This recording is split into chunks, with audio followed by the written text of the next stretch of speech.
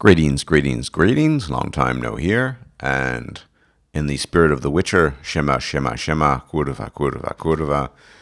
Yes, I am playing The Witcher now, and I just wanted to offer my thoughts on the game so far and possibly announce a forthcoming Let's Play. Maybe. We'll get to that in a little bit.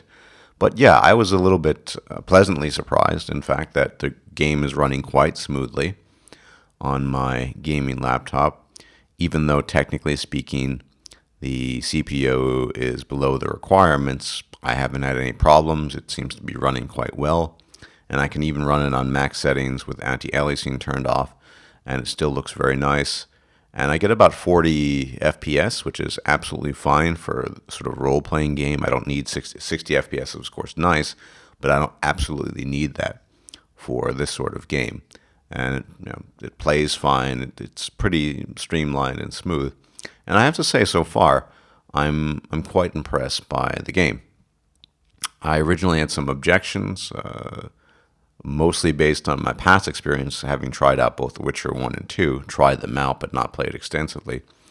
And most of those had to do with technical aspects of control, game control. And I just thought, well, no, I'm not going to bother, but there was so much hype, and I just said, why not? I'm going to pre-order it, and the controls are pretty smooth. So far, it seems pretty good. I have no real complaints. And yeah, the world itself, I mean, I've only been doing it an hour and a half or so, but it seems vast. The graphics are crisp and lush, and it really feels like you're part of this world. There's a bit of a Skyrim-y aspect to it. Picking up alchemical ingredients. I still don't even know how to brew potions because I never really played the other games extensively. But I'll get into that in a bit. I think I'll pick that up. My major concern was I wouldn't be able to get into the game because it's a singular protagonist, right? I mean, Geralt of Rivania is not as malleable as someone you just create. Obviously, I mean, you can mold his choices, but then I had given it some extra thought, and correctly, I believe, come to the conclusion that, look, this is a character that's based on a series of books, very popular books, Polish books, and it makes absolute sense to have a singular protagonist. It's just that I had gotten so accustomed to shaping my own protagonist, say vis-a-vis Skyrim and a few other games, where you decide, who the protagonist is, what he or she is, etc., and even Mass Effect to some degree, even though it is Shepard, that I was a bit turned off to the idea. But I think it offers a different strength. I mean, when you have a singular protagonist, you really feel like you are someone who's known, someone who is acknowledged and recognized for good or ill, someone who really draws attention to himself. And I'm kind of getting that feeling, just in people calling you a freak or taking issue with you already. Some people even recognizing who you are right off the bat, and that's quite impressive. I think the voice acting is quite good as well.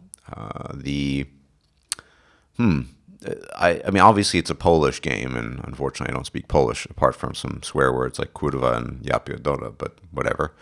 The English voice acting is quite good. I don't remember the guy's name off the top of my head, but the American voice actor who does Geralt is quite good, as well as the surrounding voice acting. I'm pretty impressed by the game, I have to say. It's running pretty well, even though, as I said, my CPU doesn't technically meet the requirements, but my graphics card was more than, obviously, it's an 880, GeForce 80, so it's more than enough. And yeah, it seems really nice. Need to get used to the whole system, Igni and all the others, and Agni, or whatever the rest of them were called. The magic signs, how I'm going to build the character. I don't even know how to craft alchemy items yet, although I did pick some things up, some herbs and plants, and even some ghoul flesh. And yeah, I mean, I need to read up on the history, read up on the background, learn about, all the details that I'm missing. For example, I was in an inn, and there was a placard of a coat of arms, and someone insisted that it be taken down because the Niflgaardians, and the Niflgaardians apparently are invaders, or I need to really sort out the details there.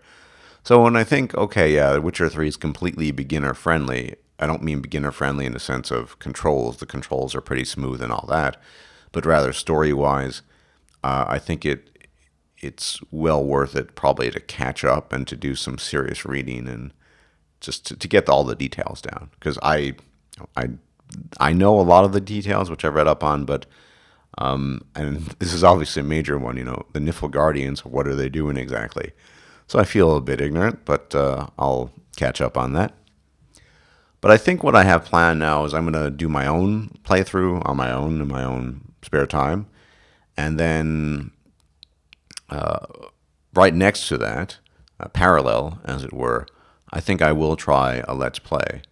I have a terrible track record with Let's Plays, but I think The Witcher is going to be different since it's a fresh game, a really fresh game. It just came out today. I don't have a background in it. I'm not well versed. And yeah, I can potentially take a different path with my own my private playthrough and a public uploaded Let's Play. I guess I would be doing something the usual of maybe 40, 45 minutes, and obviously a game of this length would take a long time, but I think it's doable. Like I said, I just need to get some experience in the actual game, read up on my Witcher lore and history to get all the detail, the most important details at least. And yeah, as I said, this could provide alternate paths for me, taking different decisions and making different choices and interacting with the world differently and what have you. But although I have to say, I tend towards the badassery side of things. That is to say, yeah, I tend to take sort of the hard line. Usually in games, it's hard for me to play this sort of glorified knight in shining armor, which based on some of the things I've seen, seems to be a kind of an option. You can kind of play the badass. I'm not taking any shit. Using your sign, I forgot which one that's called. I think Agni. No, it might be Agni, where you manipulate people's minds. And I might be incorrect about the name of the sign. I need to read up on that again. But yeah, it's kind of tempting for me to just always play the badass who takes a hard line. But we'll see. But like I said, so far I'm enjoying the game. It's impressive. I mean, it's too early to say, but it really is impressive. I mean, all the details that are put in, you don't really get that from anything, not even Skyrim. I mean, certainly not vanilla Skyrim. Yeah, you can talk about modded Skyrim, but not vanilla Skyrim.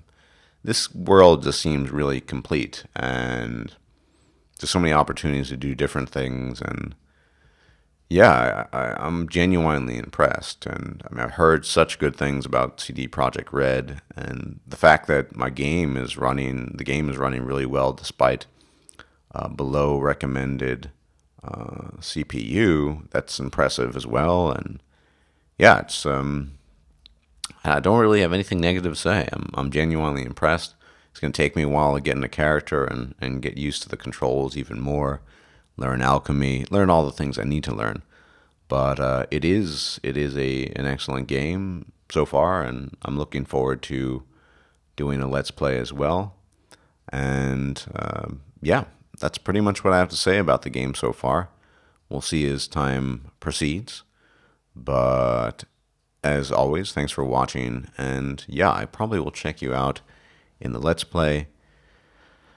And yeah, hope you're all doing well. And if you haven't gotten the game yet, at least based so far on my cursory interaction with it, yeah, I would recommend it for sure. So everyone take care, and I'll see you soon.